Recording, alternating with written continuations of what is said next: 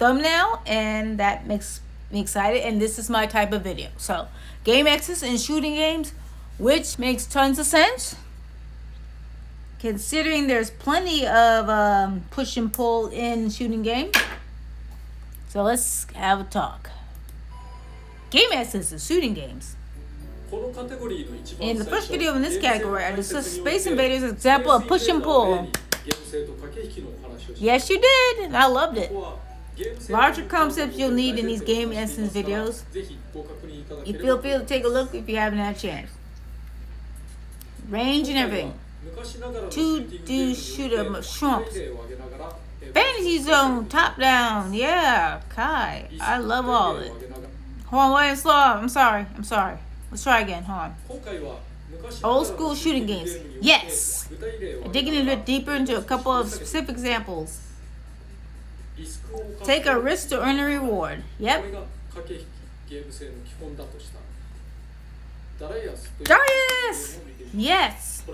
The screen is quite wide and only a few shots can be on screen at once. So these end up unable to fire.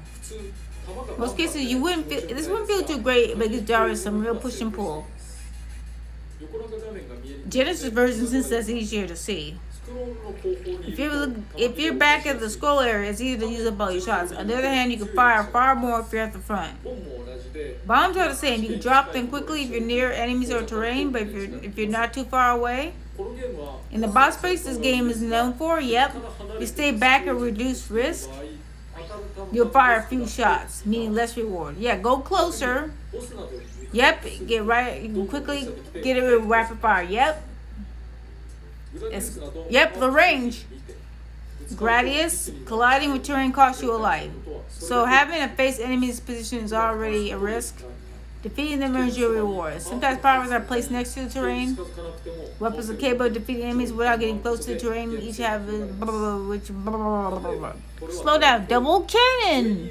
Slow down, Sakurai. Slow down. Weapons capable of defeating enemies without getting close to the terrain. Each has pros and cons, yes. Which broadens the game essence. Take the double cannon, for example. It makes it easier to hit enemies above you, but you can only fire... Whoa! Worse than a laser and firing straight ahead. Well, slow down! 2 shots at a time, yeah, it sucks.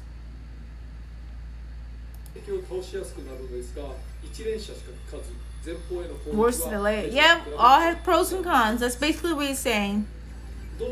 What downsides will you accept, but what upsides will you gain? I say this kind of thing can be effective in any game. Yeah, you don't want like the strongest weapon. Easily defeating every enemy on screen might feel good at the moment, but there's no push and pull there. Still, strong game essence isn't everything, so do whatever you feel is right. Focusing too much on game essence might cost you some flair, and maybe even make your game feel like a or if you want to make a game, don't just mimic an existing game. Instead, think about why the game is fun in the first place. Okay, so Sakurai, stage clear. Raiden. So Raiden. So fun thing about Raiden is you can have like the spread shot, or you can have the homing laser, and you can't switch between the weapons. Like you can only use one of them with the missiles, I think. But it's shot and missiles and bombs. So shot and missile. So when it comes to the shots, you can have something like a homing laser, or you get like the super outspread bullets. They can either go straight ahead or maybe go diagonally widespread.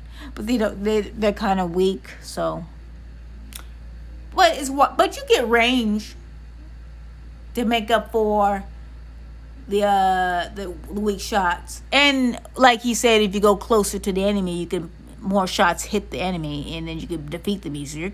So you're risking it, of course. So, and then there's the homing laser, which I don't think it's very strong either, but of course it's homing, so it guides on the enemy, so you try to get as much as you can.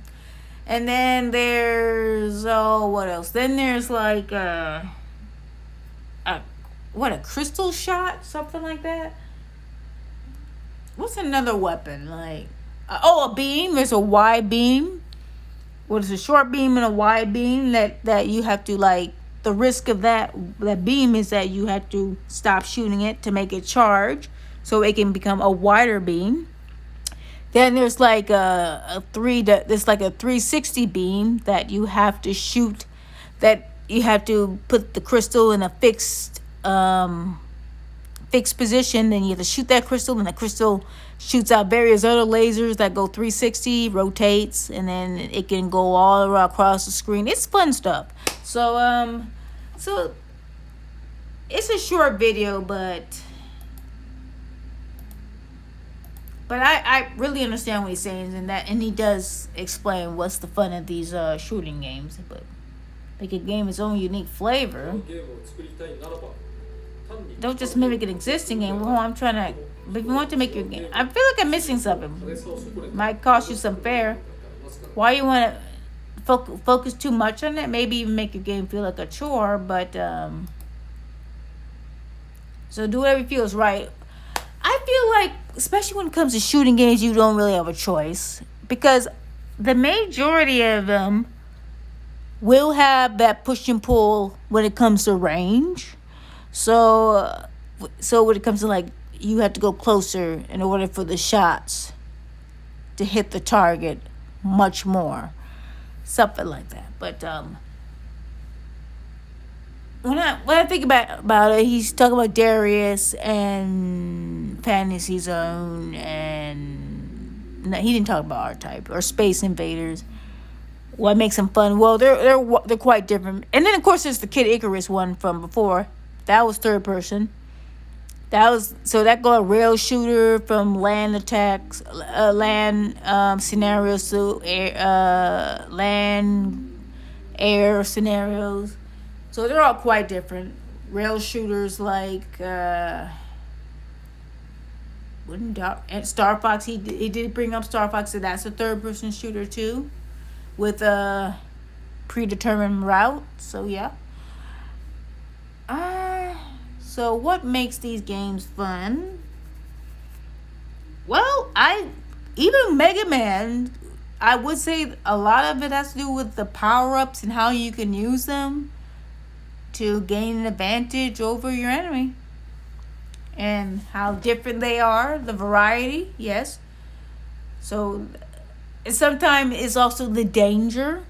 Like some of these, I don't know, with the girls in it, like the shooting game with the girl, like the girl idols or something like that, and it's like bullet hell all over the place. I don't know, or maybe there's some fun in being frustrated, like arcade games like Taito, any Taito game that forces you to use coins, and because it feels like you cannot escape the danger. You cannot escape dying. That's the kind of thing. Like you can't escape receiving damage, I guess.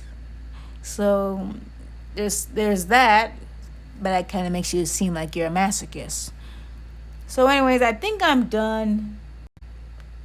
That's it.